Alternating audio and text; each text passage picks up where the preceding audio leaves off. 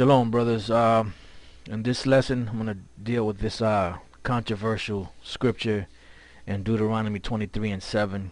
Because there's a lot of misconceptions going on about this scripture. They've been going on for a while, and the main guys that's using this scripture here is guys that call themselves Israelites that want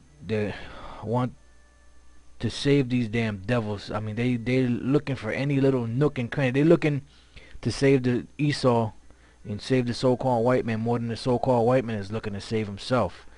So one brother asked a question on the Lexicon of GMS page, and they asked, about what this is one of the scriptures they asked about. So Lord's will, we're gonna go through it, break it down, so you brothers can see that Deuteronomy 23 and 7 is not speaking about an Edomite.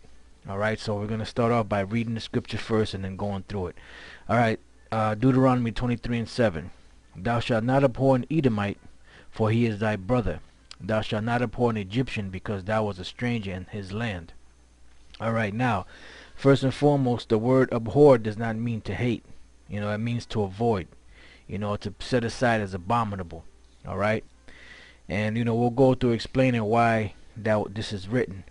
But the word Edomite there, it says thou shalt not abhor an Edomite, for he is thy brother. The word Edomite does not belong there, because the word Edomite was never placed there. This was placed after them so-called Masoretes took over in around the 10th century AD, after the Khazars had already been established as a nation, and as being, them so-called Jews were established as, supposedly taking over and being Israelites, which that goes into a whole nother topic.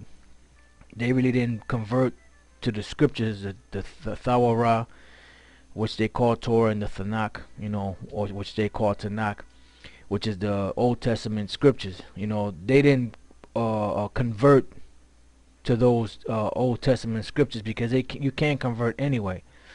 But what they did was they converted to what's called Judaism, which was a practice that was followed, beginning with the Pharisees, which were Israelites, as Elder Gabar always goes into that topic, and they basically took on that trend once they took over, because, they're the devil. So when it says thou shalt not abhor an Edomite, when the Masoretes took over the translations of the Bible, what they did was they inserted this in there. And that's not the word that belongs there. Alright, we got here, this is in the Blue Letter Bible, Deuteronomy 23 and 7. Alright, that's the English.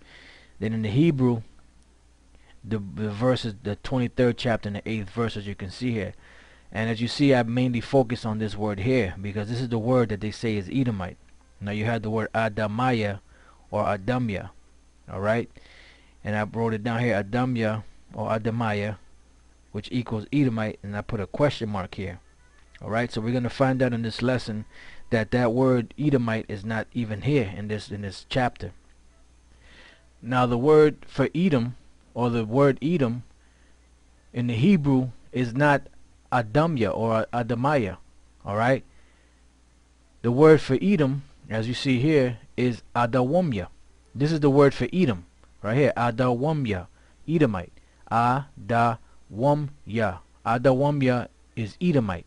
Now the word Adawam, without the ya at the end, means Edom. So that's the word that should have been there if there was going to be a word for Edom there. Should have been Adawam. Alright, now let's move on from there. Now this right here is from the Strong's Concordance number 130. Alright, and this is the word that's there, as we read already, Adamya or Adamaya, however you want to pronounce it. But it's more than likely is Adamya, because of the fact that the word that really belongs there is Aramya. Alright, so we're going to get to that, which means Syrian. Alright, so now you see here, right, when you read on down here to the outline of biblical usage, it says here Edomite. But then as you read down here, the authorized version of the KJV translation count, here you see Edomite, and then you see Syria. Why? Because there's certain times where the The Syrian language, I'm sorry, the word for Edom and the word for Assyrian, I'm sorry, for Syrian, were mixed up. You know, sometimes they did it. They did it on purpose. Most of the time, they did it on purpose, especially in scriptures like Deuteronomy, the 23rd chapter, and the 7th verse. But sometimes the da and the ra, which I did a lesson on that, the da and the ra they look similar. That's why it could have been a possibility in certain parts of the Bible that could have been confused, and put there mistakenly. That is a possibility. But I know definitely in the book of Deuteronomy, the 23rd chapter, and the 7th verse, they did that maliciously and intentionally. Because what them so-called Jews have been trying to do, their whole existence basically is to try to get the birthright back. So what they did was they put that scripture in there into the Edomite, thou shalt not abhor Edomite, because they know that they're Edomites. So they're trying to make it seem like they're getting some type of mercy, in the scriptures, when all throughout the scriptures, when you read every scripture about Esau or Edom, it was always something negative or wicked that they did, or some future judgment that the Most High was going to bring upon them. There's nowhere in the scriptures where it ever spoke about anything about Esau or the Edomites receiving any form of mercy. But then all of a sudden, Deuteronomy 23 and 7, is gonna. That's just an exception. Nah, even in the Compact Bible Dictionary, when you look up under the word Edom, which I'll read real quick, this is the under Edom, right? On the last paragraph, it says this. It says Edom figures prominently in the prophetic scriptures as the scene of great future judgments. See notably Isaiah 34 verse 5 and 6 and Isaiah 63 and 1.